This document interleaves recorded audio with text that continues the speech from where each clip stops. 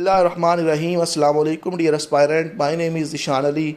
आज मैं आपके लिए लेके आया हूँ डॉन न्यूज़पेपर से एडिटोरियल और ओपिनियन का एनालिसिस पब्लिश हुआ है 21 अप्रैल 2024 को।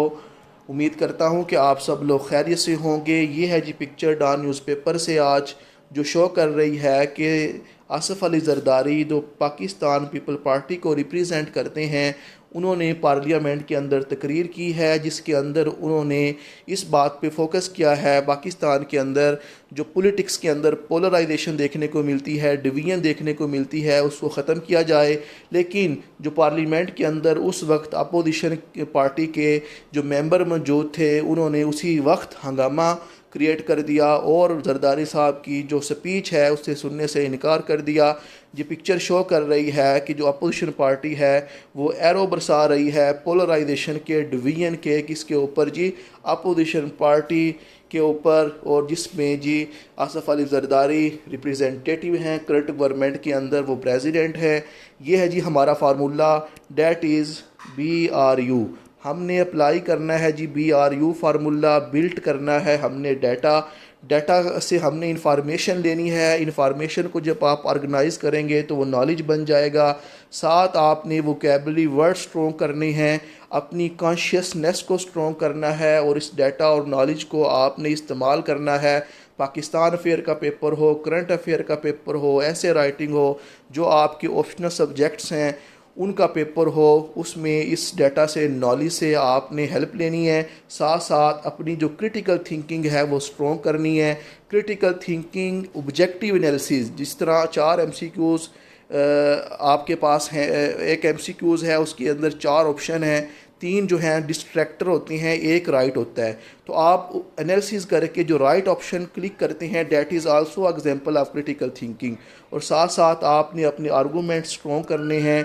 ये है जी पिक्चर डॉन न्यूज़पेपर के से जिसके अंदर जी आज का जो एडिटोरियल है, सबसे पहले है इलेक्शन इन इंडिया। इंडिया के अंदर इलेक्शन होने जा रहे हैं और ये भारतीय जनता पार्टी जो कि मोदी सरकार की पार्टी है, उसको थ्रेट्स हैं कि इस दफ़ा वो जीत नहीं पाएगी। इसको लेके राइटर इसमें डिस्कस करेगा।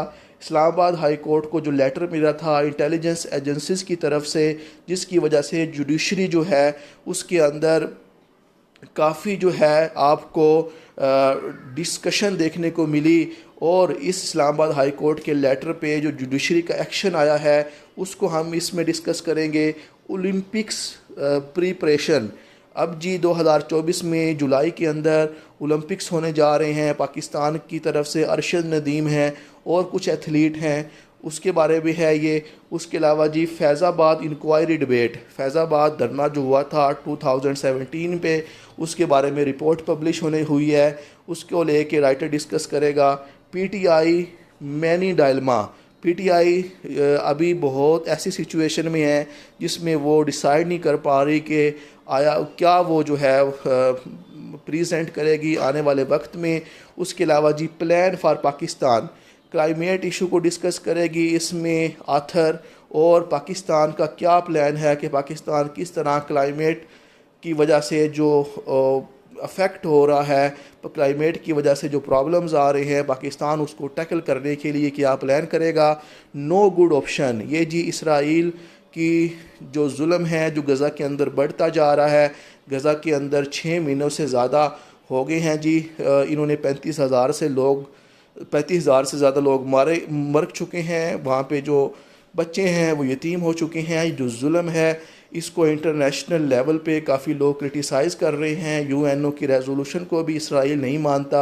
ये बातें इसके अंदर डिस्कस करेंगे। उम्मीद करता हूँ कि लेक्चर आपके लिए बहुत इंपॉर्टेंट होगा। लाइक करें, कमेंट करें, सब्सक्राइब करें, इससे मेरा कॉन्फिडेंस बढ़ता है और अच्छा से मेरा काम करने का दिल करता है।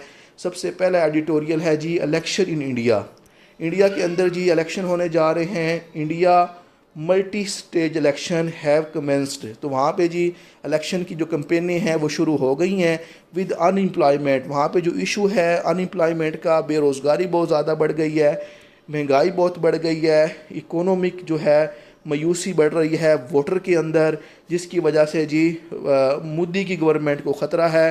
Diverging from previous election centred around divisive issue, पहले जो होता था, मोदी भारतीय जनता पार्टी वोट लेने के लिए मज़हब का इस्तेमाल करती थी और ऐसी रिटोरिक स्पीच देती थी, ऐसी मीठी मीठी चौपड़ी हुई बातें करती थी जिसमें पाकिस्तान के ख़िलाफ़ प्रोपेगेंडा कर दिया जाता था। मुस्लिम कम्युनिटी को लेके डिविसिव इशू होती हैं, ऐसे इशू जिससे लोगों को डिवाइड किया जा सके डिफरेंट सेक्ट्स में। और भारतीय जनता पार्टी का जो मेन पर्पस था वो हिंदुत्व आइडियोलॉजी था, वो हिंदुज़म को प्रमोट करती थी। और आपको पता ही है कि इंडिया के अंदर हिंदू बहुत ज़्यादा हैं, तो वो हिंदुओं पे फोकस करती थी, मिनॉरिटीज़ स्पेशली मुसलमानों को वो टारगेट करती थी। और डेमोक्रेसी में आपको पता है कि ये गवर्नमेंट ऑफ द मेजॉरिटी होती है, तो डिविसिव इशू को डिस्कस करके मोदी सरकार जो है वो विन करती आई है लास्ट 2 जो इलेक्शन हुए हैं। लेकिन इस दफ़ा जो वोटर्स हैं वो जी अनएम्प्लॉयमेंट को लेके, इन्फ्लेशन को लेके और जो वहाँ पे मायूसी फैली हुई है इकोनॉमी को लेके, इसकी वजह से जी बीजेपी के लिए बहुत बड़ा थ्रेट है कि अब मोदी की जो है वो बातें हैं अब वो असर नहीं कर रही। प्राइम मिनिस्टर नरेंद्र मोदी जो है हैज़ अटेम्प्टेड, उसने कोशिशें की है टू स्वे वोटर, स्वे होता है जी इन्फ्लुएंस करता था वोटर को by invoking communal rhetoric. Invoking होता है सपोर्ट लेके, कम्यूनल होता है सोसाइटी के अंदर जो इशू होते हैं, रिटोरिक होता है बड़ी बड़ी मीठी इमोशनल बातें करके लोगों के वोट लेता था Modi. Likening opposition leader to Mughal like meat eater, और जो अपोजिशन पार्टी थी उसके बारे में मोदी कहता था ये मुगलों की तरह गोश्त खाते हैं और कोई काम नहीं करते। लेकिन जी इस दफ़ा मोदी की दाल नहीं गलेगी। डिस्पाइट सब्सटेंशियल फंडिंग, बहुत ज़्यादा जो है फंडिंग दी जा रही है भारतीय जनता पार्टी की तरफ से, एडवर्टाइजमेंट की जा रही है। द कंट्रोवर्शियल रैम टेम्पल, जो रैम टेम्पल अभी बनाया है मोदी ने और इस पर बड़ा पैसा लगाया है, बड़ी सेलिब्रिटीज़ को बुलाया था, जहाँ पे बाबरी मस्जिद थी वहाँ पे रैम टेम्पल बनाया। तो मोदी का रैम टेम्पल बनाने का मकसद सिर्फ वोट लेना था। लेकिन जी ये जो रैम टेम्पल की इनॉग्रेशन की है, लो ऑन वोटर प्रायोरिटी, आप वोटर जो हैं वो रैम टेम्पल को प्रायोरिटी नहीं दे रहे। Signalling a shift away from polarisation tactics, ये जो डिवीजन की चालें थी मोदी की, इससे शिफ्ट होती हुई दिखाई दे रही है इंडिया की आवाम। भारतीय जनता पार्टी की कैंडिडेट हैं नवीत राणा, अब ये अमरावती की तरफ आ गई हैं। कोई पार्टी है जी, कोई ग्रुप है, इन्होंने जी वार्न किया है सपोर्टर को कि मोदी की जो वेव है ना, बातें हैं उन पे अब आप रिलाई ना करो। एम्फासाइज नीड फॉर विजिलेंस, वोटरों को कहा है कि अब होशियार हो जाओ, अलर्ट हो जाओ, मोदी की जज्बाती और जो डिवीजन वाली बातें हैं उस पर फोकस ना करो, बल्कि ये देखो मोदी सरकार ने आप लोगों के लिए क्या किया है। और उसके अलावा जी फाइनेंस मिनिस्टर हैं वहाँ पे पहले निर्मला साहिब सीताराम के नाम से, इन्होंने जी जो लोकसभा के इलेक्शन होने जा रहे हैं इंडिया में उनको डिक्लाइन किया है, इस पे कंटेस्ट कर रही हैं साइटिंग इनसफिशेंट फंड, और साथ साथ कहती हैं गवर्नमेंट के पास फंड ही नहीं है। इनडायरेक्टली वो मोदी सरकार पे क्रिटिसाइज़ कर रही हैं इलेक्टोरल बॉन्ड सिस्टम।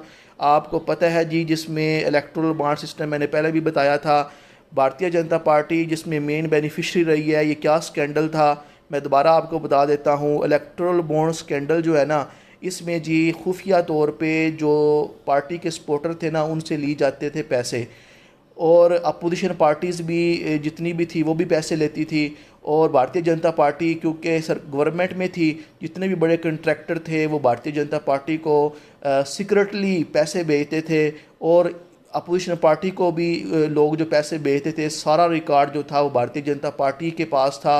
अब ये स्कैंडल मंजर आम पे आया है जिसकी वजह से लोगों को पता चला है कि मोदी सरकार का ये जो इलेक्टोरल बॉन्ड का स्कैंडल था जिसमें बॉन्ड लिए जाते थे, खुफिया तौर पे पार्टीज़ को फंड दिया जाता था, इस मद में भारतीय जनता पार्टी ने बहुत पैसे कमाए हैं और सरकार को कंगला कर दिया है। तो इस पे क्रिटिसाइज़ कर रही हैं अपोजिशन पार्टी, और लोग जो हैं वो भारतीय जनता पार्टी से डेविएट होते हुए दिखाई दे रहे हैं। और उसके अलावा जी एक जी पराकाला प्रबर कौर साहब हैं, सीताराम जो कि फाइनेंस मिनिस्टर हैं, इनके ये हस्बैंड हैं, इन्होंने ये एक पॉलिटिकल इकोनॉमिस्ट हैं, इन्होंने मोदी की एडमिनिस्ट्रेशन पे क्रिटिसाइज़ किया है, अपनी इन्होंने एक किताब लिखी है जिसमें उन्होंने कहा है कि भारतीय जनता पार्टी इस मरतबा मेजॉरिटी नहीं लेगी इलेक्शन के अंदर, वो विन नहीं कर पाएगी, ये कहना है जी राइटर का। उसके अलावा जी अल्टरनेटिव मीडिया आउटलेट्स, कुछ मीडिया आउटलेट्स हैं independent reports challenge the narrative of Modi friendly TV channel. और कुछ ऐसे मीडिया भी हैं जो इंडिपेंडेंट रिपोर्ट पब्लिश कर रहे हैं और जो मोदी फ्रेंडली टीवी चैनल हैं उनके नरेटिव को चैलेंज कर रहे हैं, suggesting a less certain victory for the prime minister. और जिससे दिखाई दे रहा है कि इस दफ़ा जो प्राइम मिनिस्टर मोदी सरकार है उसकी विक्ट्री जो है वो बहुत कम होती जा रही है। प्री पोल सर्वे हुआ है, लोकनीति सेंटर है ये, इसने स्टडी किया है, डेवलपिंग सोसाइटी है, इसने बताया है कि वल्नरेबिलिटीज़ जो है मोदी की वो बढ़ती जा रही हैं, उसकी पॉपुलैरिटी कम हो रही है, indicating potential surprise in the election outcome. और ये जो नतीजा आएगा इस इलेक्शन का, इसके अंदर आपको सरप्राइज़ मिलेगा कि भारतीय जनता पार्टी जीत नहीं पाएगी। देखते हैं जी क्या होगा, जून के अंदर इलेक्शन होंगे, देखते हैं इंडिया के अंदर कौन विन करेगा। इस्लामाबाद हाई कोर्ट लेटर, तो ये है जी दूसरा एडिटोरियल। जुडिशरी इन पाकिस्तान के अंदर बहुत ज़्यादा आपको पता है जी, अभी आपको काफ़ी एडिटोरियल भी देखने को मिले। Judiciary in Pakistan faces a crucial movement, एक बहुत अहम मूवमेंट आ गया है to establish it institutional boundary. अब ये टाइम आ गया है कि जुडिशरी ऑफ पाकिस्तान अपनी जो बाउंड्रीज़ है उसको स्ट्रॉन्ग कर ले। विद अपकमिंग हेयरिंग रिगार्डिंग जजेस इंटरफेरेंस, अब दोबारा इस इशू पे हेयरिंग होने जा रही है जो जजेस के मामलात में इंटेलिजेंस एजेंसीज की इंटरफेरेंस है। इसके अंदर लाहौर हाई कोर्ट और जो इस्लामाबाद हाई कोर्ट हैं वो एक्टिवली सजेशन जो हैं वो सीख कर रही हैं जुडिशल इंडिपेंडेंस को महफूज करने के लिए। Prompted by the supreme court direction after an April 3 hearing on the जज लेटर। अप्रैल 3 को जो हेयरिंग हुई थी इस लेटर पे, इसकी वजह से लाहौर हाई कोर्ट और जो इस्लामाबाद हाई कोर्ट हैं वो भी ऐसी सजेशन दे रही हैं जिससे जुडिशरी ऑफ पाकिस्तान को स्ट्रॉन्ग किया जाए। लाहौर हाई कोर्ट जो है उसका जो मकसद है कि वो एक ऐसा मेकनिज़म इस्टेब्लिश करे जिसकी वजह से उन लोगों को जो अंडरमाइन करते हैं जुडिशल इंडिपेंडेंस को, उनको काउंटेबल किया जाए, प्रोवाइड की जाए जजिस को क्लैरिटी, और जो भी इंटरफेरेंस है एग्जेक्टिव की तरफ से उसको रोका जाए। Encouragingly the proactive approach of this Lahore high court and Islamabad high court set a president. President होता है मिसाल। ये जो प्रोएक्टिव अप्रोचमेंट हमें दिखाई दे रही है लाहौर हाई कोर्ट की और इस्लामाबाद हाई कोर्ट की, एक ये मिसाल नमूना सेट करने जा रहे हैं। अर्जिंग अदर हाई कोर्ट, और जो दूसरी हाई कोर्ट हैं सिंध की, बलूचिस्तान की, पेशावर की, उनको भी अर्ज कर रहे हैं लाहौर हाई कोर्ट और इस्लामाबाद हाई कोर्ट कि वो इस डिबेट में हिस्सा लें और पाकिस्तान की जो जुडिशरी है उसको स्ट्रॉन्ग करें। उसके अलावा जी इस्लामाबाद हाई कोर्ट की जो बार एसोसिएशन है उसने जी पटिशन की दायर की है, एक उसने दरख्वास्त दी है अप्रोब इनटू जज लेटर के जज लेटर पे जो है इस पे तशखीश की जाए, emphasising the need for accountability, और इस बात की ज़रूरत है कि अकाउंटेबिलिटी को बढ़ाया जाए, इन्वेस्टिगेट किया जाए कि कौन लोग जो हैं जुडिशरी की पावर को अंडरमाइन करते हैं। चीफ़ जस्टिस अभी आपको पता है काजी फाइज़ ईसा हैं, मे कन्वीन आ फुल कोर्ट बेंच, और ये लग रहा है कि वो एक फुल कोर्ट बेंच जो हैं वो बनाएंगे to deliberate on the letter contents so that वो अपनी मर्ज़ी से डिसीजन दे सकें। जो अभी ये लेटर का झगड़ा आपको नज़र आ रहा है, signalling the seriousness of the complaints, और ये जो कंप्लेंट्स आ रही हैं उसको सीरियस ले रहे हैं जी फायज़ ईसा साहब। फर्दर जो इंक्रोचमेंट है, जो इंक्रोचमेंट कह लो, इंटरफेरेंस है, जो कब्ज़ा है जुडिशल ऑटोनॉमी पे, वो अब नहीं चलेगा, ये कहना है राइटर का। तो ये था जी दूसरा एडिटोरियल। तीसरा एडिटोरियल है जी ओलंपिक प्रीपरेशन। ओलंपिक आपको पता है हर 4 साल बाद होती हैं। Count down to Olympics began. Olympics जो गेम हैं वो आना शुरू करीब ही हैं, बस दिन काउंट किए जा रहे हैं। विद टॉर्च लाइटनिंग सेरेमनी, और एक जिस तरह टॉर्च लाइटनिंग सेरेमनी से कोई सेरेमनी को शुरू किया जाता है वो स्टार्ट होने वाली है। So marking 100 day until the game commence on July 26 2024 में ओलंपिक्स शुरू होने जा रहे हैं और 100 डे तक ये खेल चलेगा। एथलीट्स वर्ल्ड वाइड जो हैं इन द फाइनल स्ट्रेच, वो अब जी अपने आप को फाइनल करने जा रहे हैं। Prepare for this game 4 year journey, 4 साल बाद ये गेम होती है। Preparation for Olympics intensified after the postponement of the Tokyo Olympic due to कोविड-19 पिछली जो ओलंपिक थी वो जी कोविड-19 की वजह से पोस्टपोन हो गई थी, 2021 में हुई थी। अब उसके बाद एथलीट जो हैं उनको दोबारा मौका मिला है कि वो अपने बाजू स्ट्रेच करें और कूद पड़े मैदान के अंदर। ये जी शो हो रही है पिक्चर जिसमें दिखाया जा रहा है कि ओलंपिक्स को कैंसिल कर दिया गया था कोविड-19 की वजह से। अब जो ओलंपिक्स है वो पेरिस के अंदर होगी, फ्रांस के अंदर, और लोग बड़े जो इसके शौकीन हैं वो तैयार हैं जी। पाकिस्तान की तरफ से 5 एथलीट हैं, ठीक है, हैव सिक्योर डायरेक्ट क्वालिफिकेशन, वो क्वालिफाई हो गए हैं ओलंपिक्स के लिए with hopes restricting on javelin throw. Javelin throw आपने देखा था अरशद नदीम साहब जो बृछी फेंकते थे, बड़ी खूबसूरत तरीके से टीवी पे मंजर भी आपने देखे। और to break a 7 Olympic game medal drought, और पाकिस्तान के अंदर इन मेडलों की जो खुश्क साली है, क्या पता नदीम साहब जो हैं ये 7 गेम का जो ग्रुप है ओलंपिक्स के अंदर होने जा रहा है, इस दफ़ा दोबारा इसके अंदर मेडल कोई ले आए पाकिस्तान की तरफ से। अरशद नदीम साहब जो हैं इनको बड़े चैलेंज हैं, लिमिटेड एक्सेस है इनको, इंटरनेशनल स्टैंडर्ड जिवलाइन को जो प्रैक्टिस दी जाती है वो इनको नहीं दी जा रही, और एक्सटेंसिवली हैज़ ट्रेंड एक्सटेंसिवली, और इनको बहुत जो है जो दुनिया जो हैड ट्रेंड एक्सटेंसिवली, जिस तरह दूसरों लोगों को ट्रेनिंग मिलती है अरशद नदीम को उतनी नहीं मिली। लेकिन अब जो है अरशद नदीम साउथ अफ्रीका के अंदर एक ट्रेनिंग कैंप के अंदर बड़ी सख्त मेहनत कर रहे हैं, और जी दुआ है कि अरशद नदीम कामयाब हो और ओलंपिक्स के अंदर पाकिस्तान के लिए मेडल लेके आएँ। अदर क्वालिफाइड एथलीट जो पाकिस्तान की तरफ से हैं वो कुछ शूटर हैं, और इक्वेस्टेरियन गेम होती हैं जिसमें घोड़े के ऊपर बैठ के वो गेमें खेलते हैं। फेस सिग्निफिकेंट चैलेंज, इनको भी चैलेंज है, लिमिटेड रिसोर्सेज हैं, ट्रेनिंग फैसिलिटीज़ अवेलेबल नहीं है। There is call for increase support from the government इनको सपोर्ट करे, पैसे दे एथलीट को, और जो इम्पोर्टेंस है स्पोर्ट की उसको बढ़ाए, सो डैट पाकिस्तान की जो सॉफ्ट पावर है वो ग्लोबल स्टेज पे नज़र आए। ये कहना है राइटर का। उसके बाद ओपिनियन है फैज़ाबाद इंक्वायरी डिबेट, ये जी मोहम्मद अमीर राना साहब हैं, कहते हैं कि there is urgent need to confront the fusion of extremist. Pakistan के अंदर जो ये एक्सट्रीमिस्ट लोगों का जो हिस्सा है, जो पॉलिटिकल इंटरेस्ट के लिए कुछ भी करते हैं जिससे स्टेट को नुकसान होता है, तो अब ये ज़रूरत है इन एक्सट्रीमिस्ट लोगों को रोका जाए। क्या कहते हैं जी राइटर? फैज़ाबाद के अंदर जो धरना हुआ था 2017 के अंदर, उस पर जो इंक्वायरी रिपोर्ट आई है प्रीवियस इन्वेस्टिगेशन की तरह जो पाकिस्तान में होती आई हैं, इस पे भी कंक्रीट क्लियन और जो अकाउंटेबिलिटी है वो हमें नज़र नहीं आती। It fail to address the supreme court directive, और ये जो रिपोर्ट है ये सुप्रीम कोर्ट की जो अथॉरिटी है उसको एड्रेस करने में फेल दिखाई दे रही है। Behind the submission and withdrawal of the review petition related to the sit in, ये जो धरना हुआ था इसके पीछे कौन लोग थे और कौन लोग इनको राशन सप्लाई करते थे या सपोर्ट करते थे, उनके बारे में कोई रिपोर्ट ने हमें आगाह नहीं किया। उसके अलावा जी रिकमेंडेशन जो रिपोर्ट के अंदर हैं रिगार्डिंग काउंटरिंग वायलेंस एक्सट्रीमिज़म, के जो ये एक्सट्रीमिज़म वायलेंट है इसको कैसे निपटा जाए। Lack exclusivity have been previously suggested in police document, और इसमें हमें जो है कोई जो सजेशन थी पुलिस डॉक्यूमेंट के मुताबिक वो नज़र नहीं आ रही।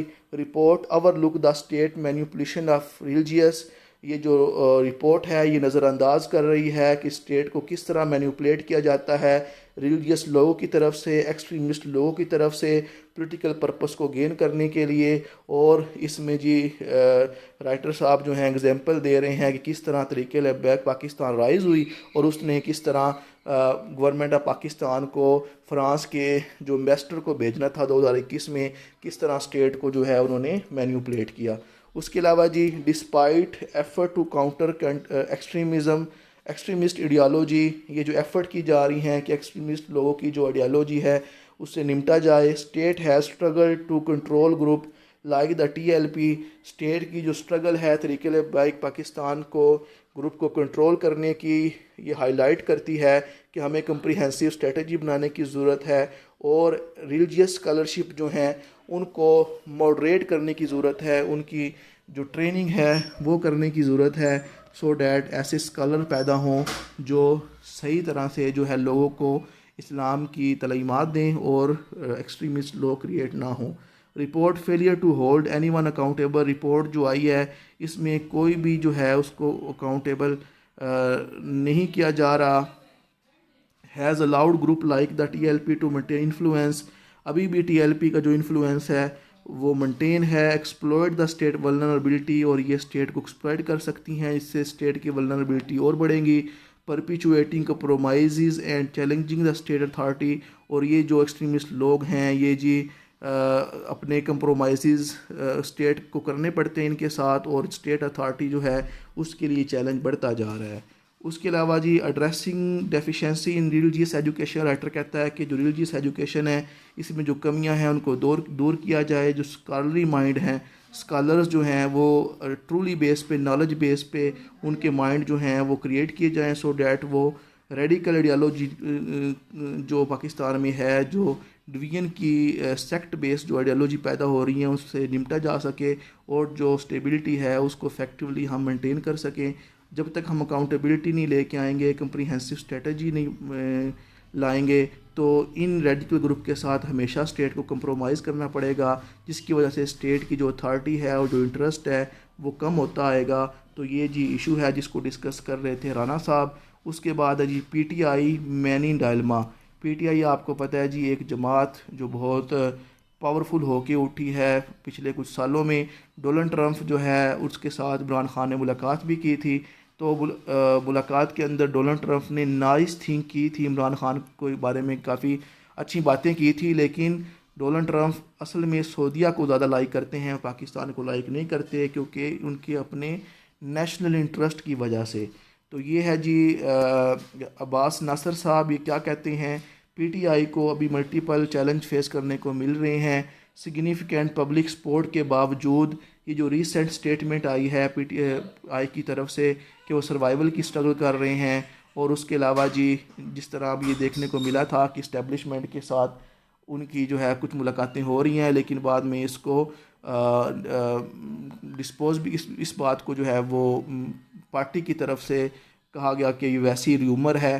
तो ये जो रेलिवेंस है, मतलब अपनी मुताबिकत बढ़ाने के लिए टेंशन जो बिटवीन PTI और जो इस्टेब्लिशमेंट है ये बढ़ गई थी, ये एक सिग्निफिकेंट ऑब्स्टेकल है इनके अंदर। मेन स्ट्रीम जो पार्टी हैं वो जी उन्होंने उनको कंट्रोल दे दिया गया है एक्स्ट्रा पार्लियामेंट्री फोर्सेस का, जिसकी वजह से जो इस्टेब्लिशमेंट का इन्फ्लुएंस है वो बढ़ता जा रहा है।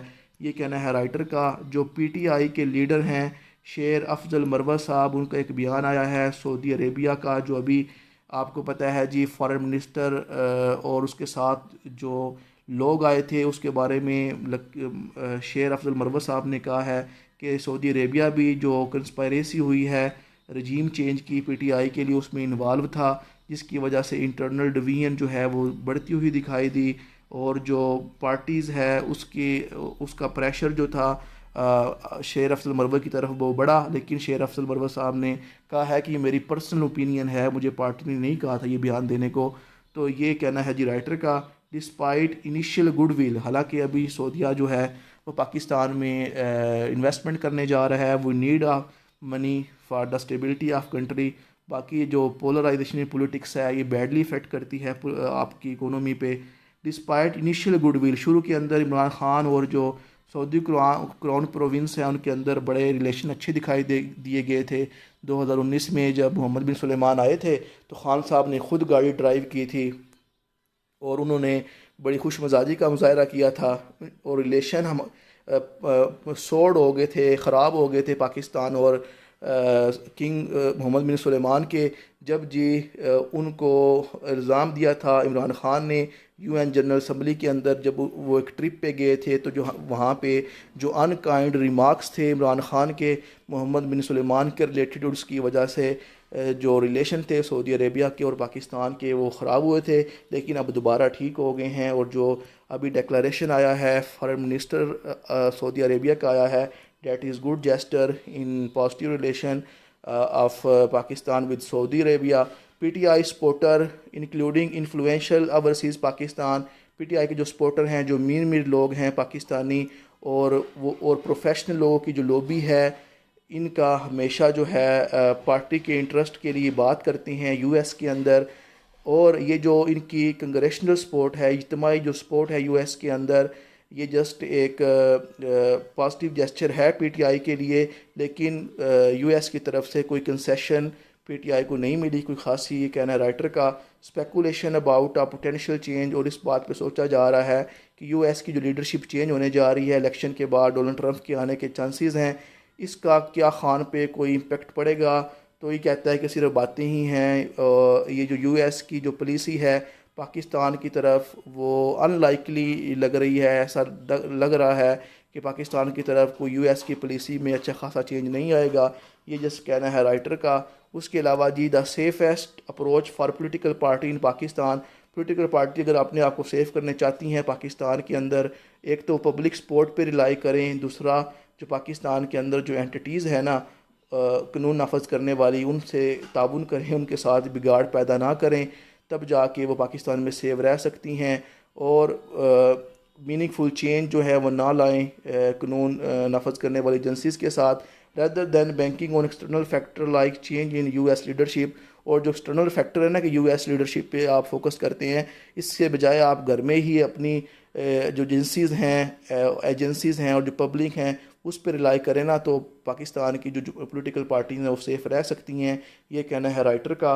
तो बीच में पानी शानी पी लिया करें, थोड़ा रिलैक्स करके भी दोबारा सुन लिया करें, क्योंकि काफ़ी लंबा हो जाता है लेक्चर, ठीक है। उसके बाद ओपिनियन है plan for Pakistan. Plan for Pakistan के अंदर अलीशा खान साहब जो हैं ये क्लाइमेट चेंज पे बात करेंगी। It is going to be decade of difficult decision, कहती है कि 10 साल तकरीबन एक डिकेड, एक दहाई हो गई है कि जो पूरी दुनिया है और जो नेशंस हैं उनको बड़े टफ डिसीजन करने पड़ रहे हैं। तो क्यों करने पड़ रहे हैं, तो ये डिस्कस करती हैं कि जो पास्ट सेंचुरी गुजरी है उसमें सिग्निफिकेंट जो ग्लोबल चेंज आए हैं उसको आप विटनेस्ड हैं, आप उसको आपने देखा भी। From world war to economic transformation, world war के बाद लोग जो हैं वो इकोनॉमी पे फोकस करने लग गए थे, इकोनॉमिक ट्रांसफॉर्मेशन होने लग गई थी, साइंटिफिक एडवांसमेंट आ गई है। क्लाइमेट क्राइसिस जो है ये बढ़ गया है, जिसकी वजह से जियोपॉलिटिकल और जो जियो इकोनॉमिक लैंडस्केप है वो चेंज हो रहा है। करंट जो चैलेंज है दुनिया के अंदर क्लाइमेट क्राइसिस है, आर्म्ड जो है उसको लेके लड़ाइयाँ कन्फ्लिक्ट पैदा हो रहे हैं, इकोनॉमी अनसर्टेनिटी पैदा हो रही है। ख़ास तौर पे जो कोविड-19 पेंडेमिक का जो आफ्टर मैथ है, इसकी वजह से जो ऑब्स्टेकल्स हैं क्लाइमेट चेंज का जो ऑब्जेक्टिव है इसको अचीव करने मुश्किल होता जा रहा है। सस्टेनेबल जो डेवलपमेंट गोल्स हैं उनकी इम्प्लीमेंटेशन मुश्किल होती जा रही है। ये कहना है राइटर का। Prioritising action and converging multiple stream, ये जो डिवीजन है, ये जो पोलराइजेशन है, इसको ख़त्म करना है और एक्शन हमने करने हैं, सिर्फ बातें नहीं करनी। और जो मल्टीपल स्ट्रेटजी हैं उनको हमने कन्वर्ज करना है, उनको मिलाना है, इत्तेहाद करना है और एक कोहेरेंट स्ट्रेटजी बनानी है, सो डैट हम जो रेजिलियंस है, ये जो डिज़ास्टर आते हैं, थ्रेट्स आते हैं, इसको ओवरकम कर सकें और दोबारा बैक नॉर्मल लाइफ की तरफ आ सकें। और जो चैलेंज पैदा हो रहे हैं इनको एड्रेस करने की ज़रूरत है। की priority including increasing ambition on climate commitment, तो राइटर का कहना है कि हमें क्लाइमेट पे जो इशू पैदा हो रहे हैं इस पे कमिटेड हो जाना चाहिए और ये जो फॉसिल फ्यूल का बेदरेग इस्तेमाल है इस से निकल जाना चाहिए। और जो हमारी फाइनेंस है, जो पैसे हैं, वो क्लाइमेट एक्शन, क्लाइमेट का जो फैक्ट है इसको कम करने के लिए इस पे पैसे दुनिया को खर्च करने चाहिए। और जो टेक्नोलॉजी अभी एडवांस होती जा रही है इसको रीन्यूएबल एनर्जी की तरफ लाया जाए, जिस तरह सोलर एनर्जी है, विंड एनर्जी है, उसका इस्तेमाल किया जाए। फॉसिल फ्यूल जिस तरह पेट्रोल का बेदरेग इस्तेमाल है इसको कम किया जाए, क्योंकि ग्लोबल वार्मिंग को बढ़ा रहे हैं, एनवायरनमेंट ख़राब हो रहा है। जो 2025 के अंदर इवेंट्स हुए हैं, इंटरनेशनल मीटिंग हुई हैं क्लाइमेट प्लान के लेके, जिस तरह COP28, COP29, ये सारे आपको COP27 ये देखने को मिलती हैं। ये क्रिटिकल मूवमेंट है कि हम जो क्लाइमेट की स्ट्रेटजी हैं उनको इम्प्लीमेंट करें। साउथ एशियन कंट्री ख़ास तौर पे जो पाकिस्तान है इसको the decade A had require difficult decision, ये जो आने वाली दहाई है इसमें पाकिस्तान को सख्त डिसीजन लेने होंगे, सो डैट क्लाइमेट का जो इम्पेक्ट है, जो जिसकी जो वल्नरेबिलिटीज़ है, इसको पाकिस्तान पहले एड्रेस करे और फेयर फ्यूचर प्लान बनाए। सो डैट अपनी पॉपुलेशन को ये सेव कर सके, ये कहना है राइटर का। उसके अलावा फ़िनटेक होता है use of computer and technology, इसको जी इस्तेमाल किया जाए और ये एक अपॉर्चुनिटी है टेक्नोलॉजी और कंप्यूटर का इस्तेमाल, सो डैट रीजनल कोऑपरेशन को बढ़ाया जाए, क्लाइमेट के सलूशन क्लाइमेट की वजह से जो प्रॉब्लम आई हैं उसके सलूशन को ढूंढा जाए, पीस सिक्योरिटी और स्टेबलाइजेशन को पूरी दुनिया में प्रमोट किया जाए, over coming division and working together, ये जो डिवीजन है लोगों के दरमियान इसको कम किया जाए, इकट्ठे मिलकर काम किया जाए और ये जो क्लाइमेट ऑब्जेक्टिव है उसको अचीव किया जाए। पेरिस एग्रीमेंट के अंदर हमने जो वादे किए हैं कि हम ग्लोबल वार्मिंग को कम करने के जो स्टेप्स लेंगे और फॉसल फ्यूल का इस्तेमाल कम करेंगे, उनको इम्प्लीमेंट किया जाए और कोऑपरेशन बढ़ाई जाए पार्टीज़ के अंदर, सोसाइटी के अंदर। और जो डायस्पोरा है जिसमें लोग डिस्कस करते हैं, टेड टॉक्स देते हैं, उसमें इस इशू को डिस्कस किया जाए सो डैट जो वर्ल्ड है उसको क्लाइमेट के बैड इफेक्ट से बचाया जा सके। लास्ट पे है जी नो गुड ऑप्शन। अजीज़ अहमद चौधरी साहब हैं, बड़ा ज़बरदस्त लिखते हैं इन एवरी सिनेरियो, जिस तरफ से मर्ज़ी देख लो, Israel emerge as a loser. Israel को लोग लूज़र कह रहे हैं क्योंकि इसने इंतहा का जुल्म किया है गज़ा के लोगों पे। Israel has been conducting a violent campaign in Gaza, Gaza के अंदर बहुत सख्त जो है कैंपेन कर रहा है। इसराइल 6 महीने हो गए हैं, 7वां महीना शुरू हो गया है। सिविलियन कॉजैलिटीज़ जो है वहाँ पे बढ़ती जा रही है, ह्यूमनिटेरियन क्राइसिस है, लोग कहत का शिकार है, एड नहीं उनको मिल रही, रोटी नहीं मिल रही, मेडिसन नहीं मिल रही। और अभी जो इसराइल ने वहाँ पे जो लोग खाना देने आए थे, इंटरनेशनल किसी फूड ऑर्गेनाइजेशन के लोग थे, उनको भी मारा है। और जो लोग फूड पहुँचाना चाहते हैं उनके लिए जो रफ़ा बॉर्डर है मिस्र का जो गज़ा के लोगों के साथ मिलता है उसको ओपन नहीं किया जाता। और जो कैंप है जहाँ पे ये मुहाजिरीन बैठे हुए होते हैं वहाँ पे भी इसराइल अटैक कर देता है। जुल्म की इंतहा है। इनिशली जो था इसराइल कहता था कि मैं सेल्फ़ डिफेंस कर रहा हूँ अपना, और मैं इसलिए सेल्फ़ डिफेंस में मैं गज़ा के लोगों को मार रहा हूँ। इसराइल के जो एक्शन है इसने इग्नाइट कर दिया है, ग्लोबल प्रोटेस्ट हो रहा है, इसको क्रिटिसाइज़ किया जा रहा है, कंडेम किया जा रहा है। सिक्योरिटी जो कौंसल रेजोल्यूशन है उसकी तरफ से भी, इंटरनेशनल कोर्ट ऑफ जस्टिस जो है उसकी तरफ से भी जो है इसराइल के अगेंस्ट एक्शन लिए जाते हैं, लेकिन इसराइल इनकी बात भी नहीं मानता। वो सबसे बड़ा जो सपोर्टर है जो आर्म सप्लाई करता है इसराइल को, नंबर 1 वो यूएसए है, दूसरे नंबर पे जर्मनी है। वही जर्मनी जो कि पहले जिसने होलोकास्ट किया था यहूदियों का, अब वो दोबारा इन्हीं यहूदियों को हथियार बेच रहा है। That is very pathetic. Pressure from the international community, ख़ासतौर पे यूएस की तरफ से भी। अभी जो अटैक हुआ था, सबसे पहले तो अटैक 1 अप्रैल को इसराइल ने किया था ईरान पे, बदले में फिर 13 अप्रैल को ईरान ने किया था इसराइल पे। तो यूएसए ने कहा था इसराइल को कि अब तुम अटैक ना करना, लेकिन फिर 19 अप्रैल को जो इसराइल है उसने भी अटैक कर दिया। तो कहा था यूएसए ने कि थोड़ी सीज़ फायर कर दे, कि इस जंग को रोक दे, लेकिन फिर भी इसराइल के जो एक्शन है वो मॉडरेट नहीं हो रहे। In an attempt to divert attention, दुनिया की जो अटेंशन है गज़ा के अंदर जो इन्होंने 35,000 लोग मारे हैं उससे डाइवर्ट करने के लिए इसराइल ने, कहा जाता है, ईरान एम्बेसी पे अटैक किया था दमस्कस के अंदर। But Iran respond with major strike, लेकिन ईरान ने भी इस अटैक का जवाब दिया है जिसकी इंडिकेटिंग डिटरेंस, और जिसकी जो शो करता है कि ईरान ने जो है डिटरेंस करने के लिए ज़रूरत का मुजाहरा किया है। और अभी भी जो है लोग कह रहे हैं कि इस जंग को रोका जाए, वरना जी ये पूरा रीजन जो है इससे इफ़ेक्ट होगा। Potential for further escalation remain, अभी भी ऐसे नज़र आ रहा है कि ये जंग मज़ीद बढ़ सकती है। विद स्नैरियो इन्वॉल्विंग हज़बुल्ला, लेबनान में एक जी हज़बुल्ला जमात है वो भी सपोर्ट कर रही है गज़ा के लोगों को। ईरान न्यूक्लियर इंस्टॉलेशन है इस्फहान के अंदर, ये जी बड़ी रिस्क हैं। अगर इस जंग को वारा गया तो इससे बड़ी तबाही आएगी, ये कहना है राइटर का। रिगार्डलेस ऑफ आउटकम, नतीजा क्या निकलेगा, Israel appear to be losing, Israel जो है वो लूज़र दिखाई दे रहा है। फेसिंग क्रिटिसिज्म, उसको दुनिया क्रिटिसाइज़ कर रही है। Challenging to its military prowess, और जो मिलिट्री इसकी प्रोवेस होता है, जो मिलिट्री इसकी स्किल्स है उसको चैलेंज है, उस पर क्रिटिसाइज़ किया जा रहा है। Arab country have been unable to exert significant pressure. Arab country कोई ख़ासा प्रेशर इसराइल पे बिल्ट नहीं कर सके। पाकिस्तान हैज़ कंसिस्टेंटली सपोर्टेड फ़लस्तीन राइट। पाकिस्तान फ़लस्तीन राइट्स को सपोर्ट करता हुआ दिखाई देता है। और यूरोप में स्पेन भी अब जो है वो कह रहा है कि फ़लस्तीन को अलहदा स्टेट बना दिया जाए, इसको रिकोगनाइज़ कर दिया जाए। UNO United Nations security council के अंदर भी रेजोल्यूशन पास की गई है कि फ़लस्तीन को एक अलहदा स्टेट बना दिया जाए, लेकिन यूएस ने दोबारा इसको वीटो कर दिया है। तो ये देखने को मिल रही हैं लेटेस्ट करंट इशू के बारे में अपडेट्स। ये है जी आज का idiom, set your sight on. Set your sight on का मतलब होता है अगर आप अपना जो एम्बिशन है, जो अपना